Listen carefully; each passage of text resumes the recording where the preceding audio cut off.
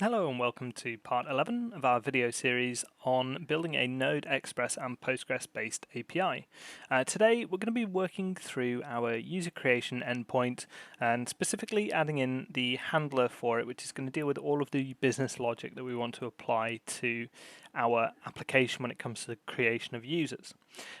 Now there's a link in the video description for the repo if you want to follow along with me. I'll be working on the branch part 11 start. So if you check that out, you'll have all the code that we've previously written up until this point, and you'll be able to follow along exactly as I am here. We've got quite a few things to cover off today. So we're going to add a new helper class that's going to wrap our errors and give them some context, like status codes, which are really important for HTTP APIs. We're going to add an additional function to our user store so that we can retrieve users by email, which will be really useful for checking that a user doesn't exist before we try and insert them into the database. And then we're going to add our handler for user creation. We're going to add in some business logic to handle hashing of passwords, and then we're going to add unit tests for the creation handler, and we're also going to add unit tests for these other bits and pieces up here as well. So we've got quite a lot to get through, so we're just going to jump straight in and have a look at the error handler.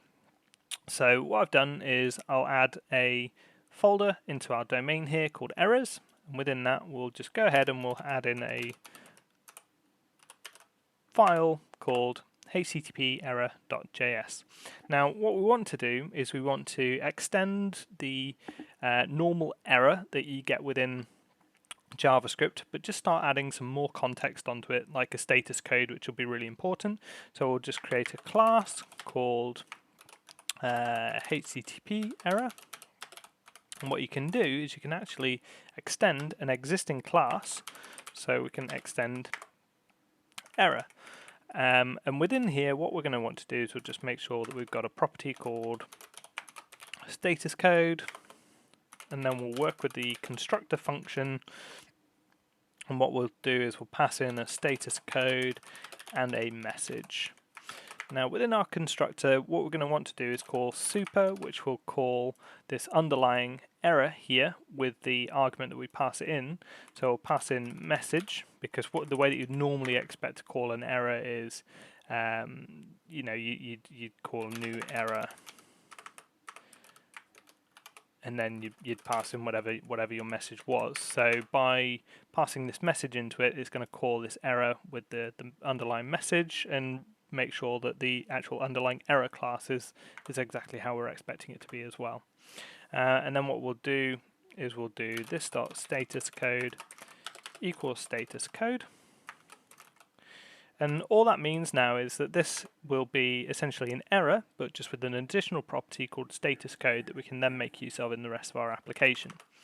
And then what we'll do is we'll just do module.exports equals HTTPError. And the way that we're going to make use of this, we'll write a quick unit test which will show us how this will kind of look and work in the real world. Unit.test.js. We'll just do const HTTPError equals require HTTPError. Then we'll do describe HTTPError describe.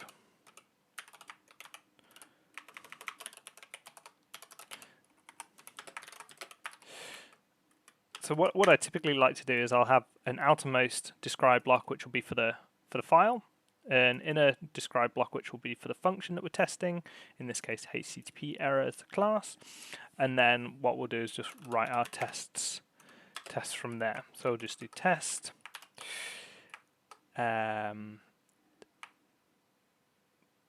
when creating an HTTPError, we get a status code and a message available, the HTTPError. Quite long-winded, but it basically just means that when we create this new HTTPError, what we want to do is we actually want to see that it's got the status code and that message that we're expecting. So we'll do const res equals new HTTPError. Now a common error. It's like a 403, which is an unauthorized error. So we'll just create new HTTP error unauthorized, and then what we'll do is we'll just expect res.statuscode.to_be 403, and then res.message.to_be unauthorized. Now what we'll do is we'll just run our unit test just to make sure that passes all okay. Unit test. Ooh, not sure what happened there. npm run unit test. And we've got a failing error. Describe is not defined. Oh, describe. Silly me. Typos.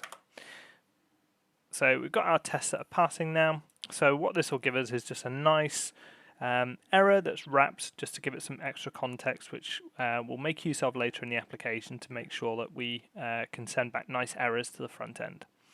Now the next thing on our list is we want to add a new function into our user store, which will be to get a user by an email address, and that's because our handler function will actually want it to check that the user doesn't already exist within our system before we try to insert one, and that way we can make use of this new HTTPError to be able to send back a really nice response to the front end. So what we'll do is we'll just head over to the user store here, and we'll just copy this one, and we'll call it get user by email, and we'll have an email that we pass in. And then we'll just have a user query, which is await postgres.client.query, and then we'll just change this to be select star from users where email equals $1. So that'll just be a simple fetch this row from the database where the email address is equal to the email address that's passed in, and we'll return that user from the query if they exist. So that's a simple function there. I've just noticed that this is called index.unit.test.js instead of store, so I'm just going to rename that now. And what we're going to want to do is we'll just write another unit test within here that's going to cover fetching of that user and just make sure that it covers the same kind of properties and same assertions that this test does for our insert user. So we'll just change that to get user by email, and then calls query with the correct parameters, but we don't need them in any particular order. And then what we'll do is we will leave the user as they are, dbSend mock. We're still expecting it to return the same user. And then what we'll do is we'll just change this to get user by email, and we'll change that to user.email instead.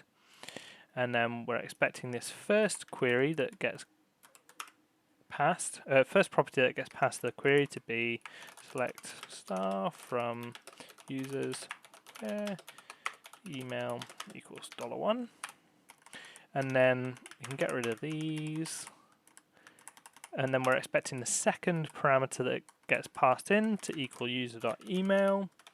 We're expecting the returned user to still be the user, and we're expecting query to have been called at least once.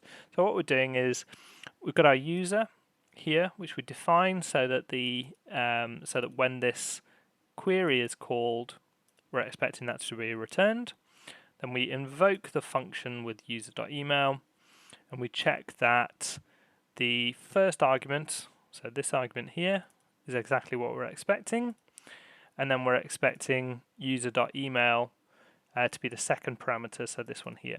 And this will protect you from things like, because what you can do is, if you wanted to, you could do first name, last name, email here. So you could change this so that instead of returning the entire row, you just return first name, last name, and email.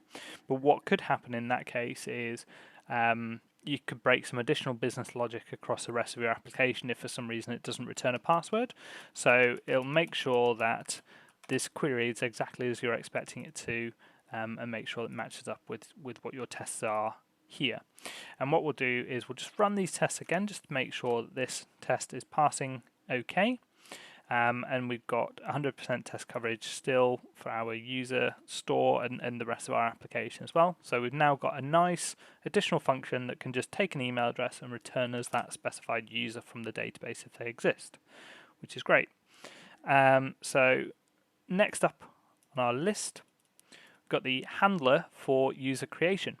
So what we're going to do within our user domain here is we're going to add a new, not a folder, a new file called handlers.js. And these are going to be responsible for dealing with all of the business logic that happens within our application, or within the functions that are called within our application. So what we'll do is just create a user handlers class, and we'll have a async static create user function, and this will take one property or one parameter, which will be a request, which is an express request, so it will have things like a user body on it and a whole bunch of other stuff. And we'll just do a couple of requires in here that we need to do as well. So we'll have user store equals require store, because we know we're going to make use of that. Is there anything else that we need? I don't think so at the moment. Oh, actually no, we will need HTTPError equals require errors HTTPError. So we'll also want this HTTPError, because the first thing that we're going to want to do when we receive this request is we're going to want to check that that user doesn't already exist. So we'll do an if await user store dot get user by email, and then rec.body .email. So a request in Express will come with a few properties on it. So you'll have like parameters, which are the query parameters that are passed. You'll have a body, which is the actual content, JSON content that people send in for like a post request. So what we can do is we can just access that by using rec.body, and then we can access the email property on there. And we can say if this user already exists, then what we want to do is we want to throw a new HTTP error, and we can call that, and we can say it's going to be a 400 error, which is just a generic error that's not necessarily related to the server. And we can just say email address is already in use. So that's going to be the first part of our business logic. Is we definitely don't want it trying to go to the database to insert a duplicate user, because if it does that, the database will throw an error, and it probably won't be quite as nice as this nice format that we've got here. So once we're happy with that, then what we'll do is we'll pick out the first name, last name, email, and password from the body, so that we're just picking out the properties that we care about for the time being. And then what we'll do is we'll do const user creation params equals, and then what we'll do first of all is we'll just pick out these three properties, because what we actually want is we don't want this password to be saved in plain text. So one of the steps that we've got on here is we want a password hashing mechanism. And what we're going to do to achieve that is we're going to make use of a JavaScript package called Bcrypt, which will give us some nice functions to be able to hash and then compare passwords in the future. So we'll be able to store them in the database as hashed values, but we'll also have mechanisms for comparing passwords when they come in to see if they match the hashed value, so that we can authenticate users and things like that. So what we're going to do is we're going to install the Bcryp Js package, and that's done by npm install Bcrypt Js, and the version that I've tested is 2.4.3. It's a fairly safe package, so even if you go onto the latest version, it should be fine anyway. But for the sake of this video, I'll just go with the version that I've tested. So I've got 2.4.3, and then what we'll do is a nice function that comes with Bcrypt Js called #sync, and what this will do is it will synchronously hash a value for us. So it'll block the thread until it's hashed, and then give us that hashed value back. So you can actually check what it's going to be doing by just control clicking and following through here. So you can synchronously generates a hash for a given string. So what that means is that what we can do here is we can say user creation params dot password equals #sync password, and this will make sure that the user creation params contains a password that is actually not in plain text.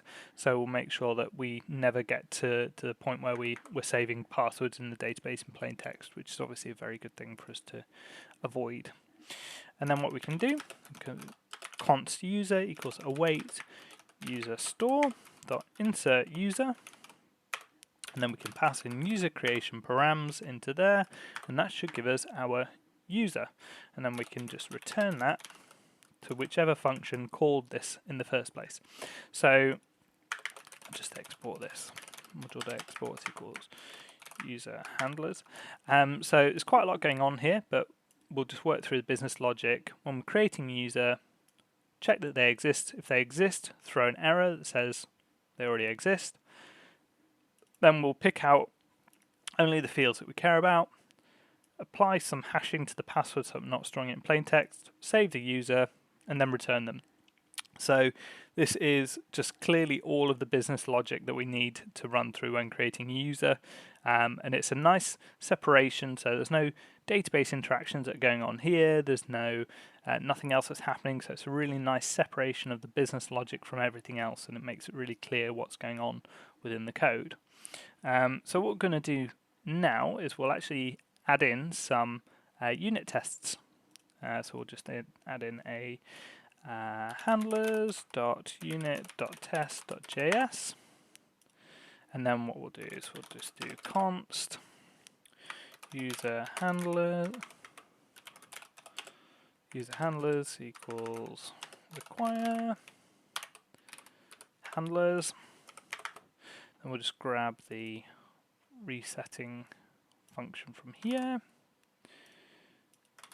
And what we're going to want to do is we're going to want to mock out a couple of things. So we're going to want to mock out Bcrypt Js and store, and the store as well. So we'll just do jest.mock Bcrypt Js, and then jest.mock store. So that'll allow us to inspect any calls that are made to Bcrypt Js and any calls that are made to store as well. So what we'll do, describe handlers,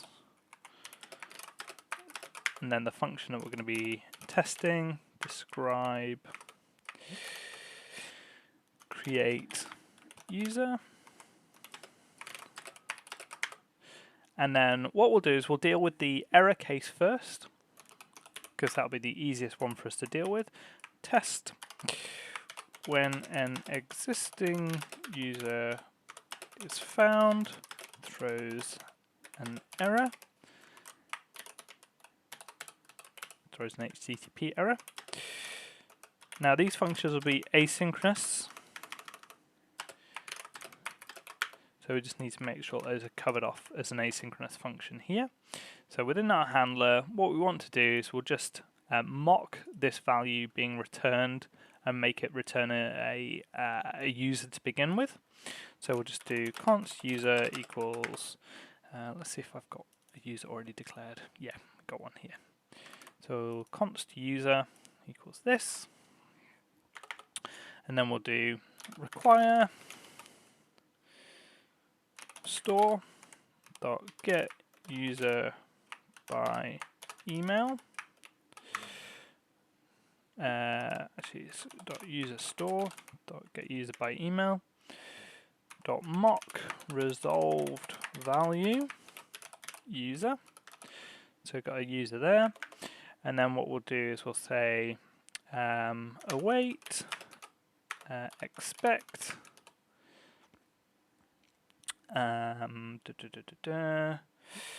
user handlers dot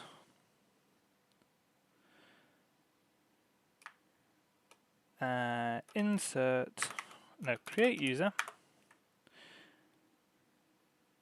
and then we'll pass in the request, which is let's do this const rec equals body user.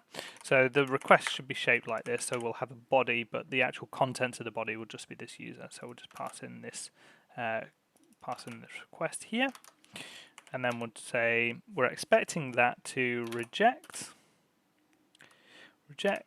dot to throw, and then new HTTP error 400 user email address is already in use.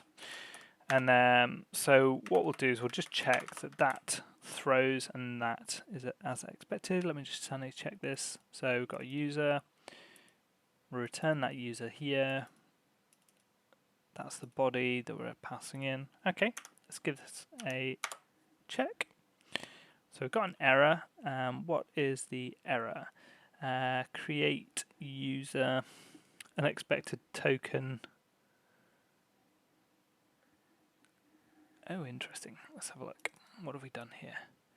So async static create user, get user, if await. Okay, I can't see anything super obvious.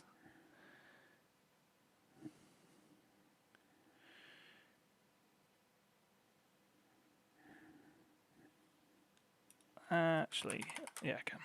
Static async. That's probably what the cause of that is.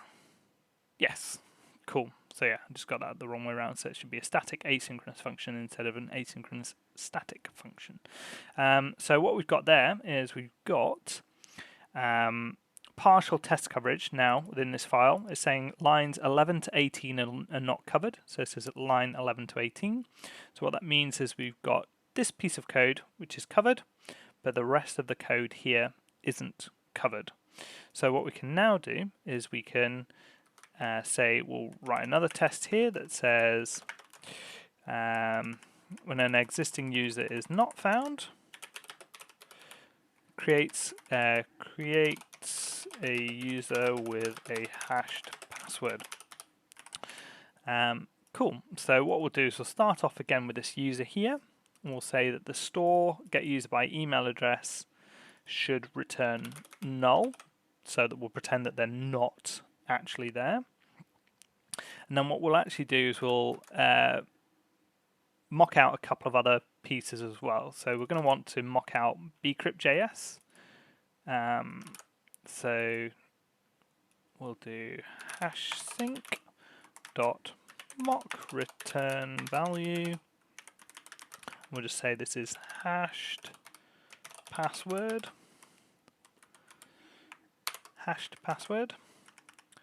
And then what we'll do is there anything else that we need to do? Yes, so we need to say that this insert user actually returns a user as well. So what we'll do is we'll say const user equals const created user, and then what we'll do is we'll just say that it equals the same as this, except it'll have a hashed password. And then what we'll do is we'll user store.insert user dot mock resolved value created user. So what that says is that when we call this insert user here, we're actually expecting it to return this user here with the hashed password, which is what we're expecting to be inserted into the database. And then what we've got here is we've got the request body is being passed into here. And then what we can do is, instead of reject.throw, we can do resolves dot to equal created user. So what we're expecting here is that instead of this function rejecting, it should resolve and it should return the created user. So let's run through the unit tests now. And we've got a fully covered test now, which is great. However, there are a couple of things that I'd like to assert on a little bit more. So first things that we want to assert on is that this hash sync has been called, so that we can check and make sure that every user that goes through our system has their password hashed. And we also want to make sure that the insert user is actually called with the user details, but also the hashed password as well. So the way that we're going to do that is we'll say expect, and then we'll do require store dot insert user here dot to have been called with, and then we'll say created user, because this is going to be what that should have been called with. So sorry, that was terrible English. So we're expecting this insert user to have been called with first name, last name, and email address from the body, but also the hashed password, and that's what we've got on our created user here. So first name, last name, email address, and then the hashed password. So we're saying that we definitely want that insert user to have been called with those as opposed to these. So we can run the unit tests again. We've got passing test there, and then all that's left for us to do is require Bcrypt.js, and then we can check hash sync dot to have been called times, and then just one. Oops, just one. And then what we've got here is we've got a check that just says we're expecting bcryptjs.hashsync to have been called. So that'll help you in the event that somebody turns around and says, actually, or somebody makes a mistake and just puts the password in here, and then says, oh, I don't know why we need this hash sync. We really don't need it. And then it'll come up and it'll say, we're actually expecting that to have been called, and we're expecting hash password to be a hash password instead. So it'll just add a little bit of protection for the future, just to make sure that nothing silly happens. So let's just check, was there anything else that we needed to do? No. So we've got, I'll just run the unit test again. We've got all of our tests are passing, we've got 100% test coverage, but more importantly, we've actually got some sensible assertions that are going on in here, because you can obviously get away with doing minimal testing, but what you actually want to be testing is the expected logic that happens within your test. So we're not just getting 100% test coverage for vanity's sake, we're actually trying to do it to actually add some stability to our systems. So that's it for today's video. In the next video, what we'll do is we'll look at getting the root endpoint wired up, so we'll have it all able to be called from externally, and we'll test that and make sure that's working as expected, and then we should be able to see when we make an API call that user then gets inserted into the database. But that's it for now, and I'll see you in the next video.